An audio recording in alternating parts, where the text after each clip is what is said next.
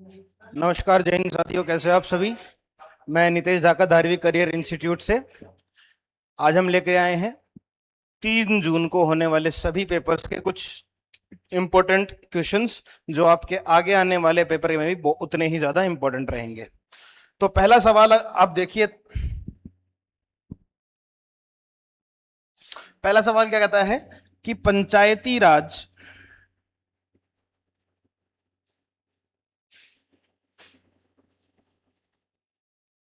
की शुरुआत किस राज्य से हुई।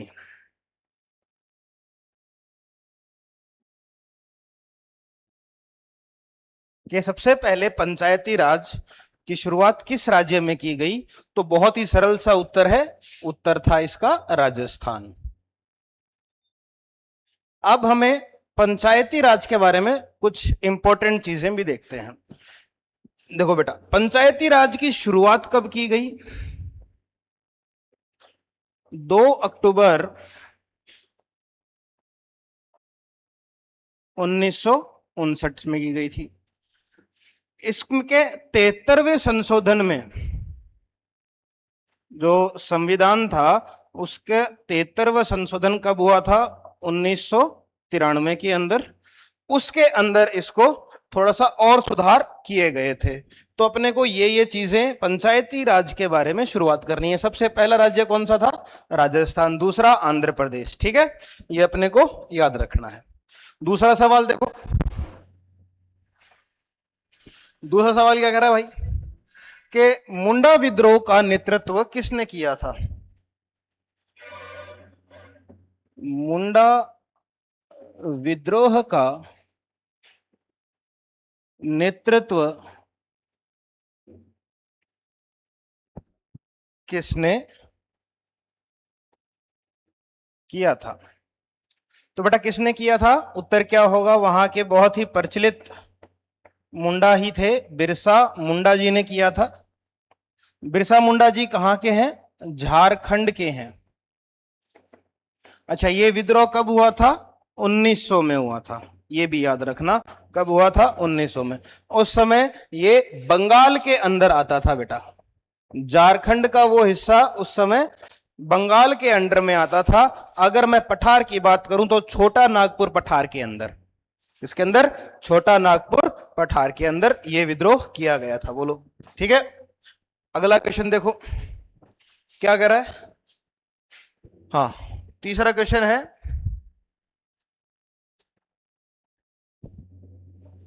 56वें आईफा अवार्ड में बेस्ट फिल्म कौन सी थी। कौन सी थी बेटा, लापता लेडीज। कौन सी थी, लापता लेडीज थी।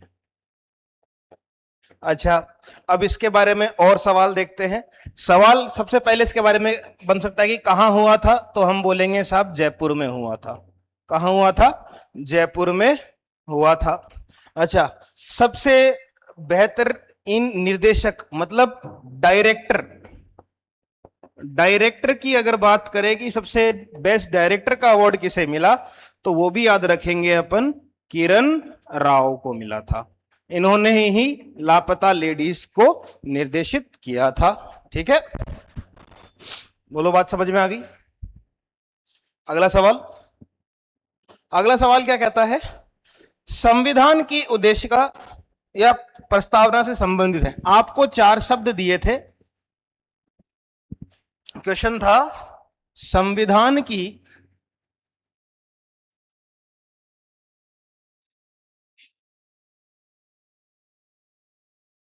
उद्देशिका मतलब प्रस्तावना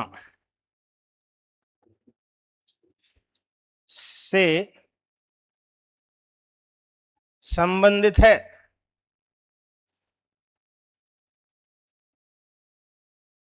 मतलब आपको कुछ एक शब्द दिए गए थे कि इनमें से कौन सा संविधान से संबंधित है।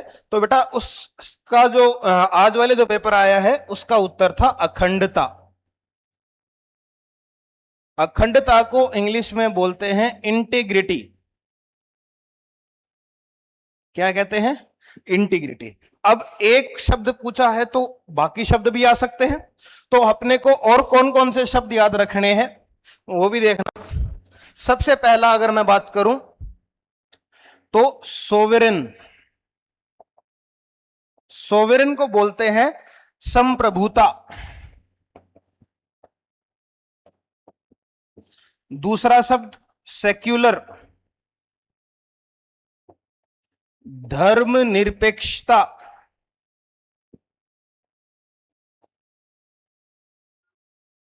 तीसरा वर्ड अगर मैं बात करूं, सोवेरेन, सेक्युलर, सोशलिस्ट, मतलब होता है समाजवादी।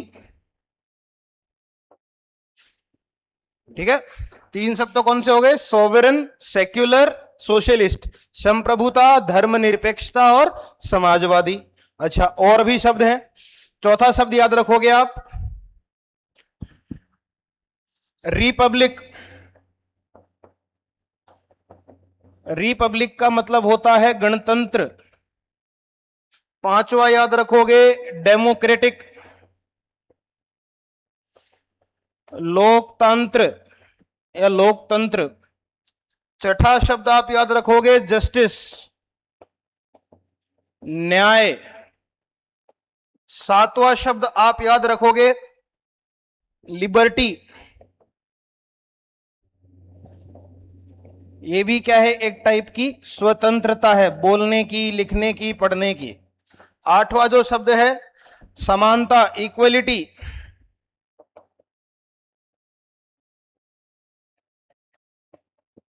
और नौवां शब्द याद रखोगे, फेटर्निटी, बंधुता। तो ये शब्द भी आपको याद रखने हैं, एक बार ध्यान से पढ़ लेना कौन कौन से हैं। गणतंत्र, लोकतंत्र, न्याय, स्वतंत्रता, समानता, बंधुता। और अगर पीछे वाले पेज की बात करूं तो सोवरन, संप्रभुता, सेक्युलर, धर्मनिरपेक्षता, सोशलिस्ट, समाजवादी। ये 9 शब्द आपको और याद रखने हैं। बोलो, हो जाएंगे?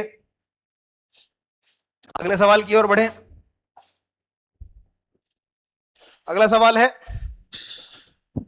2025 में, पांचवा सवाल था, 2025 में आईसीसी महिला विश्व कप, इससे बहुत ज्यादा सवाल आए हैं।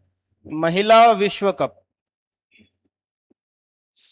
इसका जो सवाल था कि कौन जीता है, तो जीता कौन है बेटा? भारत जीता है। अच्छा, उप विजेता कौन था? दक्षिण अफ्रीका।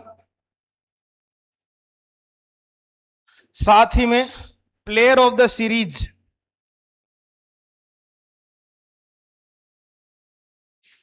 दीप्ति शर्मा।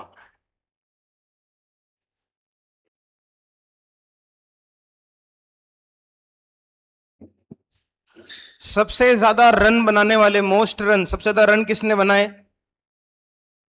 तो दक्षिण अफ्रीका की है लॉरा वॉल्वडाट। लॉरा वॉल्वडाट। सबसे ज्यादा विकेट किसने लिए? दीप्ति शर्मा। फाइनल में man of the match Shafali Verma. इतनी बातें आपको याद रखनी है आईसीसी 2025 महिला विश्व कप में। हुआ कहां था? भारत में ही हुआ था। भारत, कहां हुआ था? भारत में ही हुआ था। ठीक है, भारत और श्रीलंका दोनों देशों के में एक साथ किया गया था। कुछ मैचेस श्रीलंका में थे, कुछ मैचेस भारत में थे। बोलो, क्या याद रहेगी? इतनी बातें, इससे बाहर सवाल नहीं आएगा आपके महिला विश्व कप से। ठीक है, अगला सवाल, सातवां जो प्रश्न है वो क्या है? छठा प्रश्न, सॉरी, थैंक यू। छठा जो प्रश्न है, हिमालय भारत के किस दिशा में और मतलब किस दिशा में है? हिमालय भारत से किस दिशा में है? तो हमें पता है भाई साहब किस दिशा में है, उत्तर दिशा में है। सिंपल सवाल था। अब हिमालय के बारे में क्या याद रखना है, सबसे नया पर्वत श्रृंखला अगर कोई सी है तो कौन सी है? हिमालय है। तो मैं सबसे पहला पॉइंट क्या लिखूंगा, सबसे नई पर्वत श्रृंखला कौन सी होगी? हिमालय होगी। सबसे ऊंची चोटी,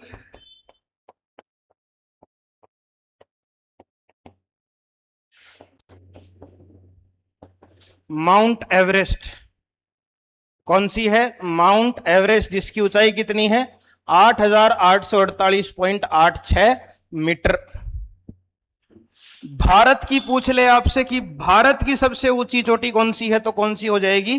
K2 कंचनजंगा, दोनों नाम इसी के हैं, कंचनजंगा। इसकी ऊंचाई है 8,546 मीटर, 8,586 मीटर। ठीक है, याद रखना।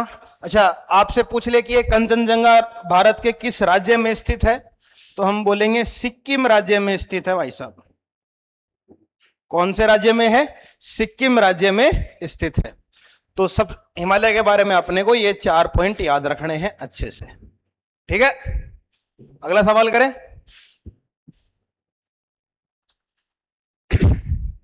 सातवां सवाल क्या कह रहा है? सातवां सवाल कह रहा है कि भारत में कम वर्षा क्षेत्र का खाना क्या है? राजस्थान में, सॉरी, राजस्थान में कम वर्षा वाला क्षेत्र, या फिर इसको एक नाम और दे सकते हैं, शुष्क क्षेत्र भी कह सकते हैं, का खाना, खाना बताओ भाई क्या खाएंगे? बाजरा खाएंगे बेटा। क्या खाएंगे? बाजरा। बाजरे को उगाने के लिए सबसे कम पानी की आवश्यकता होती है, इसीलिए वहां के लोग बाजरा खाते हैं। आगे बात समझ में? शुष्क है मतलब बारिश नहीं हो रही है। ठीक है, याद रखना। अगला सवाल, आठवां।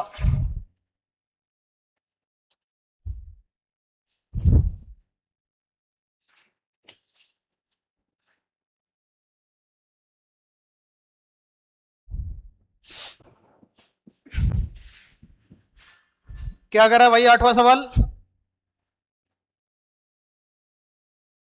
Grand old man of India,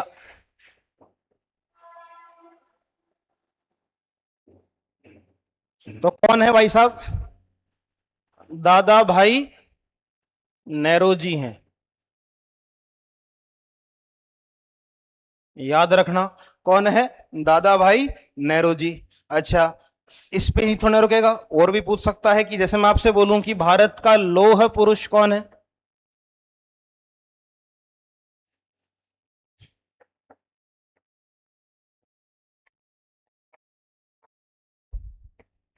Bharat का लौह पुरुष हम किसे कहते हैं? तो हम क्या बोलेंगे भाई साहब, किसे कहते हैं? सरदार वल्लभ भाई पटेल।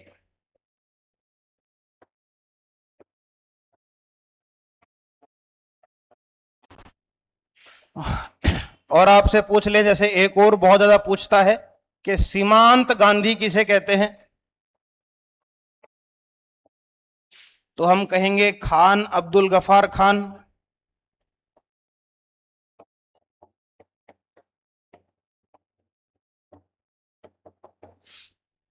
आपसे पूछ ले कि नेताजी किसे कहते हैं, तो आप बोलोगे सुभाष चंद्र बोस।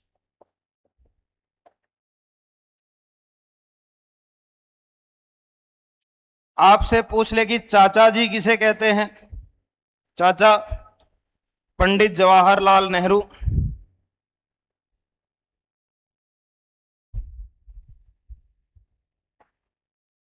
तो आप इन्हें भी याद रखेंगे साथ साथ में। ठीक है, अगला सवाल करें।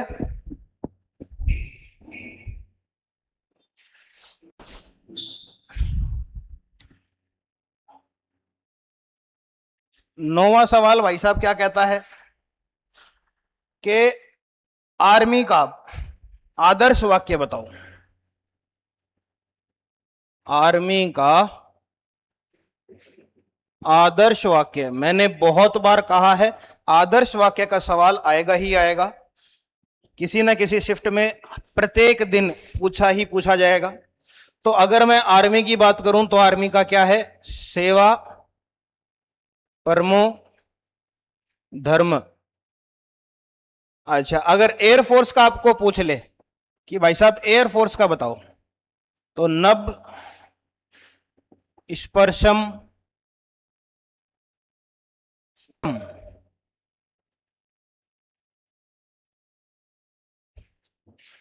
नेवी का पूछ ले तो शम नो वरुण। तीनों याद रखने हैं भाई साहब, तीनों ही बहुत ही ज्यादा जरूरी हैं, तीनों ही अपने को याद रखने हैं। ठीक है, अगला सवाल, थार मरुस्थल किस राज्य में है?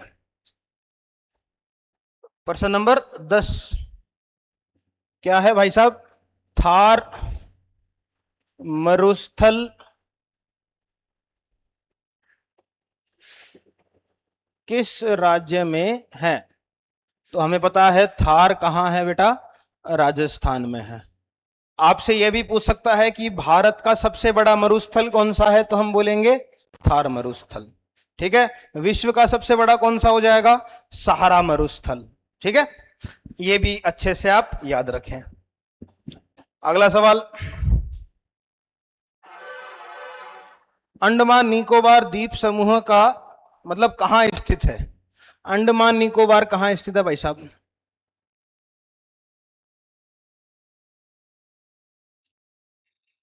तो हमें पता है कहां है, बंगाल की खाड़ी में स्थित है। ठीक है, कहां स्थित है? बंगाल की खाड़ी में स्थित है।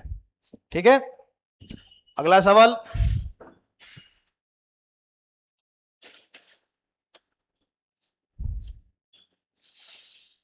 आर्य समाज की स्थापना किसने की थी?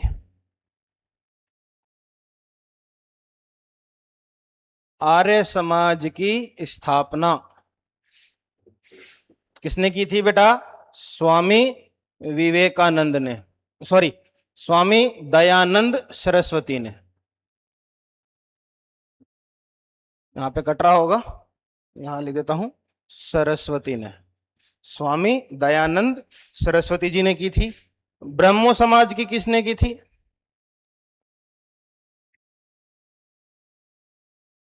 राजा राम मोहन रॉय या फिर राय। ठीक है, आपसे पूछे कि रामकृष्ण परमहंस की किसने की थी?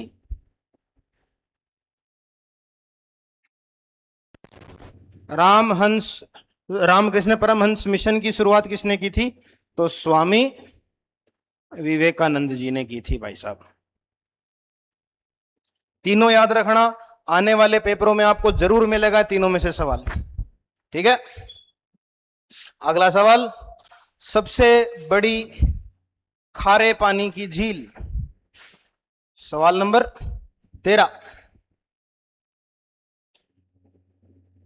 सबसे बड़ी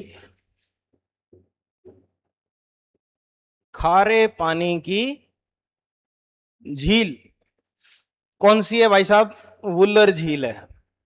वुलर झील कहां है? उड़ीसा में है। अच्छा, खारे पानी की पूछा है तो मीठे पानी की भी पूछ सकता है कि भाई साहब सबसे बड़ी, एक मिनट एक मिनट एक मिनट एक मिनट, चिल्का लिखो यहां पे, मैंने उल्टा लिख दिया। और मीठे पानी की झील कौन सी है? वुलर झील है। कहां है? जम्मू और कश्मीर में। देख लेना, सबसे बड़ी खारे पानी की झील चिल्का झील कहाँ है? उड़ीसा में। मीठे पानी की झील कौन सी है? वुलर झील है। कहाँ है? जम्मू कश्मीर के अंदर। ठीक है, यही था सवाल। ठीक, अगला सवाल देखो।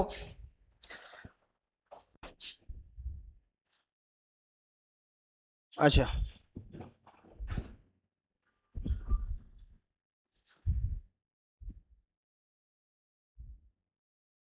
चलो ठीक है, ये ठीक रहेगा। हाँ भाई, अगला सवाल था, सवाल नंबर आप डाल लेना, अब मैं भूल गया, 14-15 है। 14, 14 लिख लो। 60वां ज्ञानपीठ पुरस्कार किसे मिला?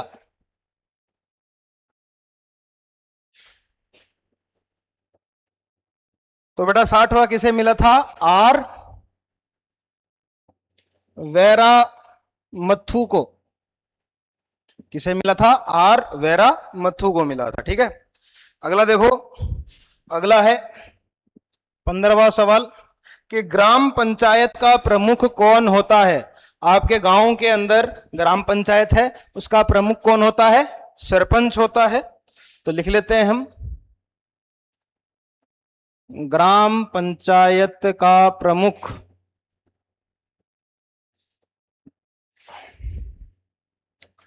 सरपंच। ठीक है, अगला देखो, नौसेना की कौन सी कमांड विशाखापट्टनम में है? बहुत बहुत बढ़िया सवाल है। अब ये यहां पे आप ये सवाल थोड़ा लंबा करेंगे हम। हाँ, वो पेज दो मेरे को। हम्म, अब आपसे एक कमांड पूछी है तो आपसे बाकी कमांड भी पूछ सकता है। तो सवाल है कमांडो का, कि कौन सी कमांड कहां है, आर्मी की कौन कौन सी कमांड कहां है, एयरफोर्स की कहां है, नेवी की कहां है, तो हम वो सारी लिख लेते हैं। तो सबसे पहले हम नौसेना की बात करते हैं। तो अगर नौसेना की बात करें तो सबसे, अगर मैं पश्चिम की बात करूं, इंग्लिश में वेस्टर्न बोलेंगे, वेस्टर्न की कमांड की बात करूं तो कहां है बेटा? मुंबई में है, याद रखना। बात करूं मैं पूर्वी कमांड की, ईस्टर्न की बात अगर मैं करता हूं तो कहां हो जाएगी बेटा? विशाखापट्टनम में हो जाएगी।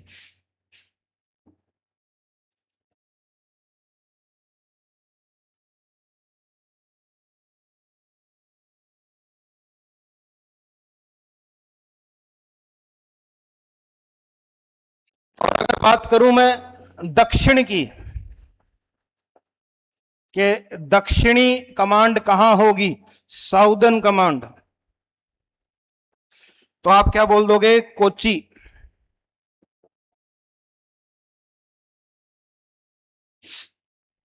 नौसेना की 3 ही कमांड है, उत्तरी कमांड नहीं है, याद रखना। क्यों? अपना देश जो है वो 3 तरफ से ही पानी लगता है उसके ऊपर, उत्तर में हिमालय है, तो वहां पे नौसेना का कोई काम ही नहीं है। इसीलिए कमांड कितनी है? 3 ही है। कौन कौन सी? पश्चिमी, पूर्वी और दक्षिणी।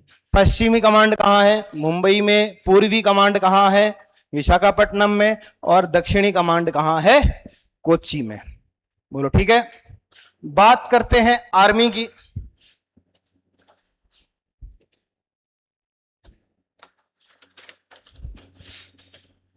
आर्मी की कौन सी कमांड कहां है उसकी बात करते हैं। तो अगर मैं बात करूं, उत्तरी कमांड से शुरू करते हैं। उत्तरी मतलब नॉर्दर्न कमांड कहां है? नॉर्थ ऊपर की तरफ है, तो ऊपर अपना कमांड है उधमपुर। कहां है? जम्मू और कश्मीर के अंदर।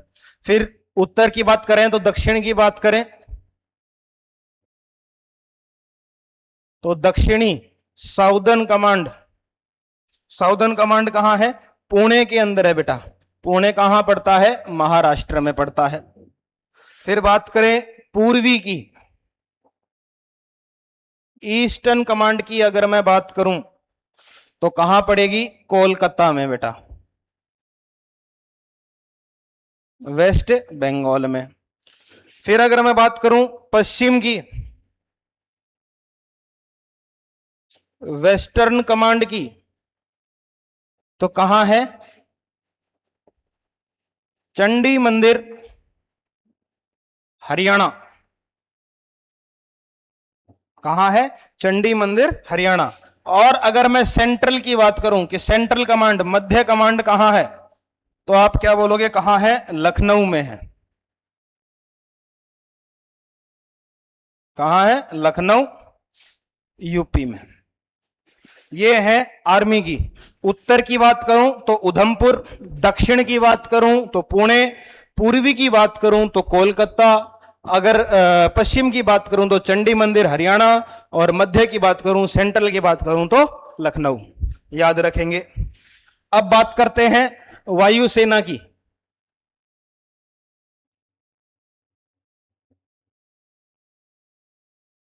वायुसेना की अगर बात की जाए तो पश्चिमी कमांड की अगर मैं बात करूं, वेस्टर्न कमांड की अगर मैं बात करूं तो कहां है? दिल्ली में। ठीक है। पूर्वी की बात करूं, ईस्टर्न की बात करूं तो ईस्टर्न कमांड कहां है? शिलोंग में है बेटा।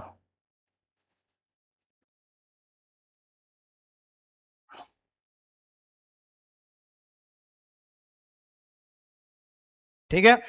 अगर मैं उत्तरी बात करूं, उत्तर में नहीं, दक्षिण की बात करूं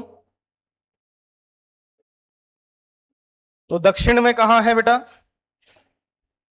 साउदर्न कमांड की अगर मैं बात करूं तो साउदर्न कमांड है थिरुवनंतपुरम में। थिरुवनंतपुरम। और अगर मैं सेंट्रल की बात करूं, सेंट्रल मध्य की अगर मैं बात करूं, मध्य कमांड की, तो कहां है? यह है आपकी प्रयागराज में। प्रयागराज, यूपी में। तो ये है बेटा आपके कमांड। इन कमांड से आपको आने वाले पेपरों में भी सवाल मिल जाएगा। ठीक है। और बचे क्या सवाल आर्मी के? अच्छा, बचे हैं जीके वाले। चलो, अगला सवाल है नगर पालिका का चुनाव कौन कराता है? कि नगर पालिका के जो चुनाव होंगे वो कौन करवाएगा? तो बेटा नगर पालिका के चुनाव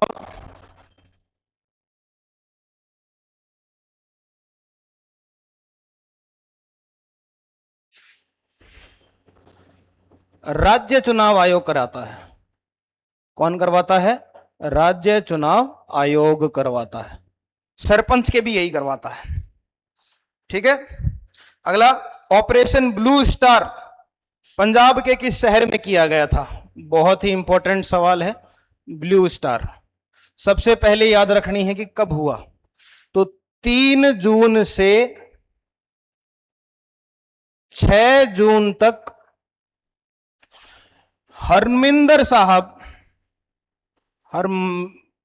हरमंदर, जिसे हम गोल्डन टेम्पल भी कहते हैं, हरमंदर साहब में हुआ था बेटा। सन 1984 के अंदर यह हुआ था ऑपरेशन ब्लू स्टार। कुछ खालिस्तानी विद्रोह हुआ था, उसके कारण यह हुआ था। ठीक है।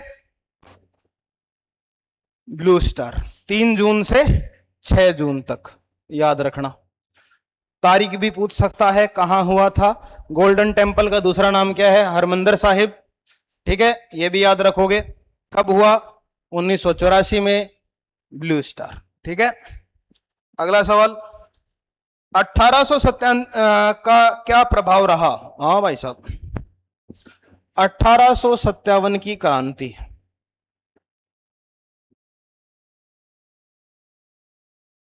का प्रभाव पूछ रहा है बेटा।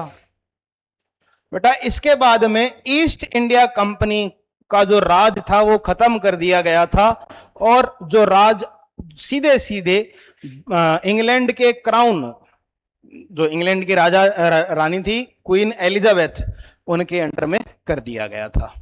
ठीक है।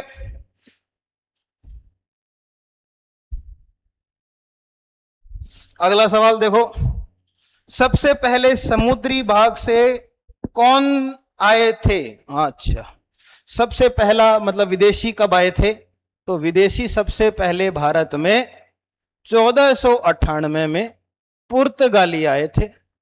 अच्छा, सबसे मतलब उनका नायक कौन था? उनका वास्को डी गामा। कौन था? Vasco D gamma. कहां से आए थे बेटा ये? पुर्तगाल, स्पेन जिसे आप बोलते हो, पोर्टुगल। उस टाइम पे तो यही था, अभी पोर्टुगल और स्पेन आप बोल सकते हो। ठीक है,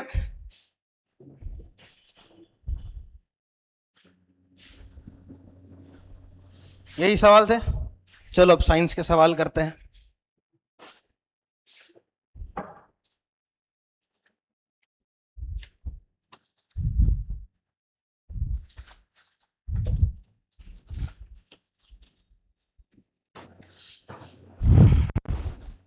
अब साइंस के सवाल करेंगे बेटा, ध्यान से देखेंगे। पहला सवाल है, विटामिन ए की कमी से रोग। चलो भाई साहब, मैंने बार बार कहा है विटामिन का सवाल हर शिफ्ट में आएगा। तो विटामिन ए की कमी से कौन सा रोग होता है? रतौंधी। कौन सा रोग होता है? रतौंधी, जिसे इंग्लिश में हम क्या कहते हैं? Night blindness.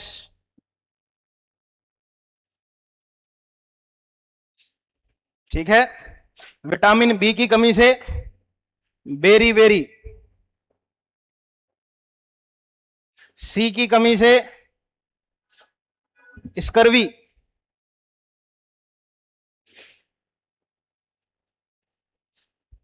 याद रखना, कल परसों ई का पूछा था। ई से क्या होता है बेटा? बांझपन,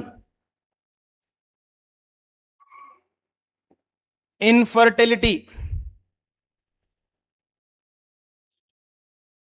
याद रखना, ये बहुत ही इंपॉर्टेंट सवाल है। डी की कमी से, अच्छा डी बच गया, हड्डियों, जो आपकी हड्डियां होती हैं कमजोर हो जाती हैं बेटा।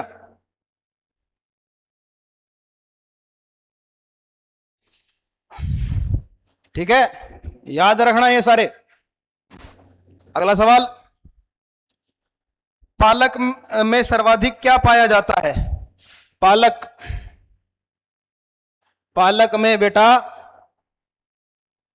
सॉरी आयरन पाया जाता है। क्या पाया जाता है? आयरन। नींबू में विटामिन सी। नींबू, आंवला, संतरा, इन सब में क्या पाया जाएगा? Vitamin C. सवाल अभी लिख रहा हूं, आगे वाले पेपर में मैं दिखा दूंगा आपको। मेरे साइंस के सवाल आप एज इट इज चेक कर लेना। 6 पेपर, 6 या 7 पेपर डाले ना अपन ने? हाँ, 6 पेपर या 7 पेपर डाले हैं, उनमें से उठा के देख लेना। साइंस के सवाल ऐसे के ऐसे, मैथ के सवाल सेम टू सेम। ये मेहनत है, यहां पे मेहनत की गई है। आपको हम पूर्ण विश्वास दिला रहे हैं, आप एक बार आजमा के देखो कोचिंग को। पढ़ाई के मामले में हमसे बेहतर पूरे झुंझुनू में कोई नहीं है।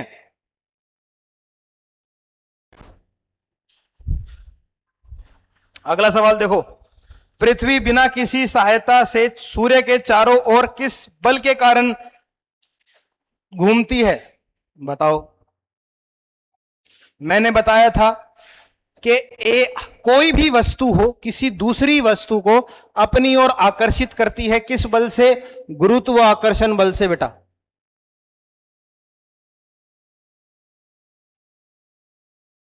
Gravitational force.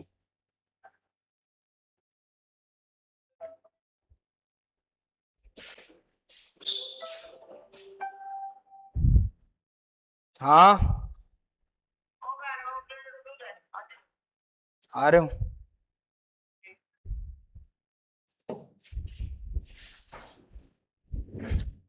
कौन सा है? Gravitational force. कितने इजी सवाल हैं। अच्छा, हम किसी वस्तु को आर पार देख सकते हैं। अच्छा, किस प्रकार के ऑब्जेक्ट से आप किसी भी वस्तु के आर पार देख सकते हो? तो हम उन पदार्थों को क्या कहते हैं, उन वस्तुओं को क्या कहते हैं, पारदर्शी। क्या कहते हैं बेटा, पारदर्शी। अगर आपको आर पार देखना है तो क्या होता है, पारदर्शी। इंग्लिश में बोलते हैं ट्रांसपेरेंट। आगे बात समझ में, जिसमें आप नहीं देख सकते हो ओपेक, और थोड़ा बहुत दिखता है ट्रांसलूसेंट। याद रखना, आएगा सवाल वापस से।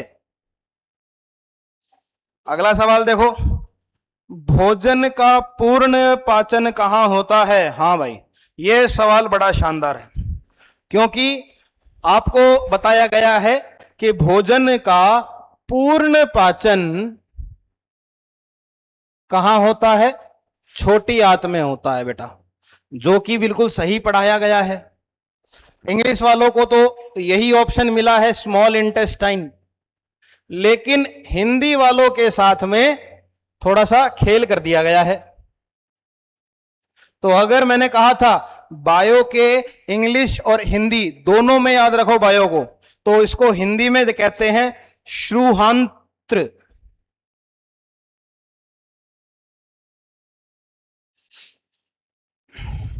तो सही ऑप्शन कौन सा होगा, श्रुहांत्र। पूर्ण पाचन कहां होता है, छोटी आंत में। अच्छा, भोजन का पाचन शुरू कहां से होता है, सबसे पहले मुख गुहा से, मुंह में डालते हो, चबाते हो, वहां से नली में जाता है, जिसे हम ग्रास नली कहते हैं।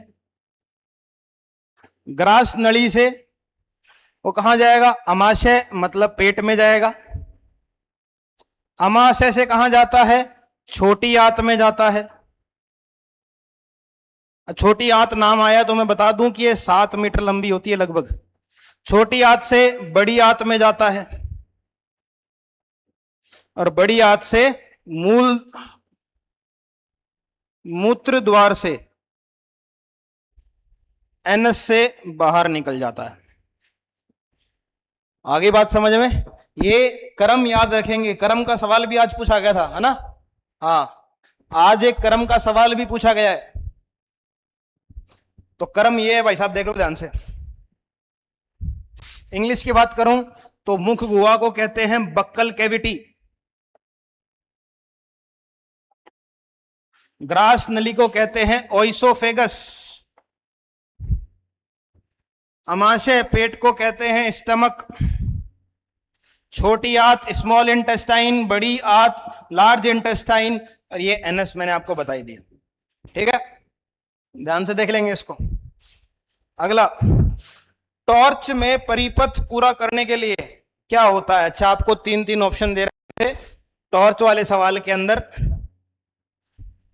कि टॉर्च का अगर परिपथ पूरा करना है तो वह टॉर्च में क्या क्या होता है, सेल होता है, ठीक है, स्विच होता है एक, और एक बल्ब भी तो होगा ना। तो सही उत्तर क्या होगा, सेल, स्विच और बल्ब। बताओ, इतना इजी सवाल पूछ रखा है। पुष्प में लैंगिक जनन के लिए निम्न में से कौन से अंग होते हैं। 1000 बार बता रखा है, और इतना इजी ऑप्शन था, नर व मादा दोनों। लैंगिक बोल रखा है, वहीं पे नाम समझ में आ जाना चाहिए था।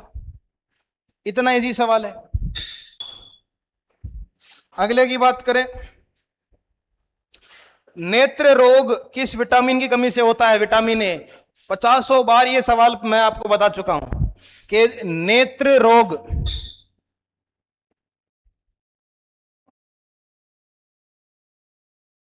विटामिन ए की कमी से।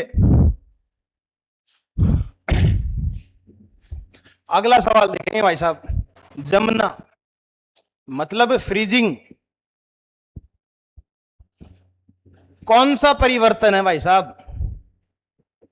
तो आप में से बहुत सारे बच्चे दोनों करके आए होंगे कि भौतिक और रासायनिक दोनों है। नहीं है, सिर्फ और सिर्फ कौन सा होगा, भौतिक होगा। कौन सा होगा, भौतिक होगा सिर्फ और सिर्फ। अब कैसे होगा। अरे बेटा एक बात बताओ, जब ये बदल रहा है क्या तापमान में बदलाव हो रहा है, नहीं हो रहा। क्या रंग में परिवर्तन हो रहा है, नहीं हो रहा। क्या मात्रा में परिवर्तन हो रहा है, नहीं हो रहा। तो कैसे हुआ, सिर्फ और सिर्फ कौन सा होगा? भौतिक परिवर्तन होगा। ठीक है, अगला सवाल, कोई वस्तु ऊपर से लुढ़कती है तो कौन सा बल होगा? वाह, मतलब एक ऐसे कोई प्लेटफॉर्म है, यहां पे कोई वस्तु है और वो लुढ़क रही है, तो कौन सा बल लगेगा? तो बॉल जो है वो नीचे की ओर किसके कारण आ रही है? तो नीचे की ओर आने का कारण पूछता तब तो हम क्या कह देते? गुरुत्वाकर्षण के कारण। और ऊपर की ओर जो बल लग रहा है अभी, वो कौन सा होता? सर्पी, सर्पी नहीं, लोटनी, लोटनी,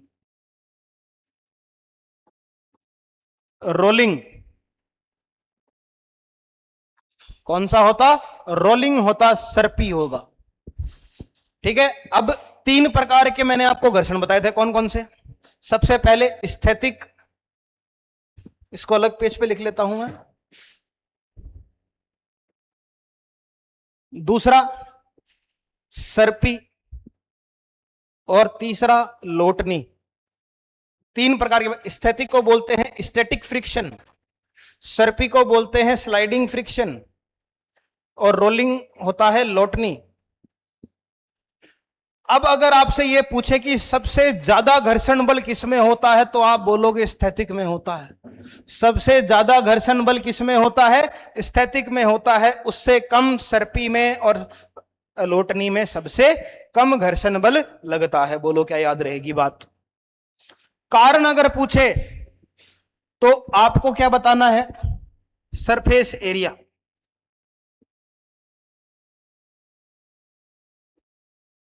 क्षेत्रफल। ठीक है, अगले की बात करते हैं। अगला प्रश्न,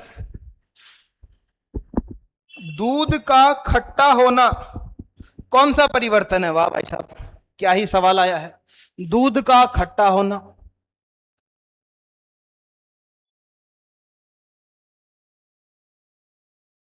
अब सवाल देखो ध्यान से, खट्टा हो रहा है मतलब उसका टेस्ट बदल रहा है। टेस्ट बदल रहा है मतलब अभिक्रिया हुई है। कौन सी अभिक्रिया होगी? रासायनिक अभिक्रिया होगी। तो बदलाव भी कैसा होगा? रासायनिक होगा। अगला देखो, अच्छा ये बोलता अगर पनीर बन गया, दूध का पनीर बनना, तब आप क्या कहते? रासायनिक व भौतिक दोनों। सवाल समझना ध्यान से। अगर बोलता कि दूध का पनीर बन चुका है, तो बताओ कौन सा परिवर्तन है साहब? तो आप क्या बोलोगे? कौन सा परिवर्तन है? दोनों होगा, भौतिक भी और रासायनिक भी। ठीक है साहब, अगला प्रश्न देखो, विद्युत स्विच का बंद करने पर परिपथ में क्या होगा? अगर आप स्विच ही बंद कर दोगे तो क्या होगा? लाइट बंद हो जाएगी तो परिपथ टूट जाएगा। बताओ यार, कोई सवाल है? क्या ही जी जी सवाल पूछ रखे हैं यार।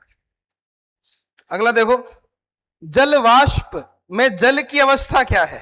वाह, जल वाष्प में जल की अवस्था सबको पता है भाई साहब। वाष्प है तो कैसी होगी? गैस होगी। वाष्प बन चुकी है अगर जल, तो जल वाष्प अवस्था में ही होगा, तो गैस अवस्था में है। सवाल देखो आप। फिर सरल लोलक, ओ हे भगवान, सरल लोलक में जो गेंद लटकती है उसे क्या कहते हैं? Simple pendulum. नाम ही लोलक हो रहा है पेंडुलम, तो पेंडुलम ही कहेंगे उसे, लोलक ही बोलेंगे। बताओ, ये तो सवाल पूछ रखे हैं सर। अच्छा एक और देखना सवाल साहब। सवाल क्या है? फैक्ट्री से निकला अम्लीय अपशिष्ट जो जल को क्या कर देता है? अगर उसको जल में मिलाएंगे तो, अगर आप मान लो कोई एक चीज है, एसिड है ना, रुको ना, एक सवाल देखना आप। मान लो एक एसिड है मेरे पास में, ठीक है, और ये एक मेरे पास में बाल्टी है जिसमें मैंने पानी भरा हुआ है। इसके अंदर क्या है? एसिड है। अब मैं ये इसके अंदर डालूंगा तो पानी कैसा हो जाएगा? अगर ये अम्ल है तो पानी भी तो अम्ल ही होगा। अगर मैं इसको मिला दूंगा इसके अंदर, अगर यहां पे क्षार होता तो ये क्षार ही हो जाता। क्या सवाल पूछे बताओ। चलो आज के सवाल समाप्त होते हैं। उम्मीद रहेगी आपको समझ में आया होगा। बच्चों ने चैनल को सब्सक्राइब नहीं किया है तो प्लीज चैनल को सब्सक्राइब करें, लाइक शेयर कमेंट करना बिल्कुल ना भूलें। धन्यवाद।